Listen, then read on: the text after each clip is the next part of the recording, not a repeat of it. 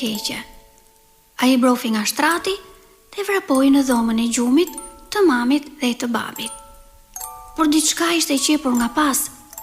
Ishte diçka e madhe. Ishte në ngjyrë të përhimët dhe kishte krah këmbë. Sa herë që Geri lëvizte dhe ajo. Gjëja e madhe, kur Geri qëndronte në vend, edhe ajo qëndronte. Atij nuk po i pëlqente fare kjo gjë e çuditshme. Mami, thiri Geri friksuar. Më është gjetur një përpindësh. Ka mbau këmbës. Mami dhe babi dolën duke rendur nga dhoma e tyre.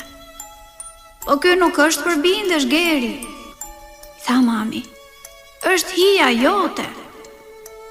Edhe hija ime pas ka parë një ëndër të keqe? Tha Geri.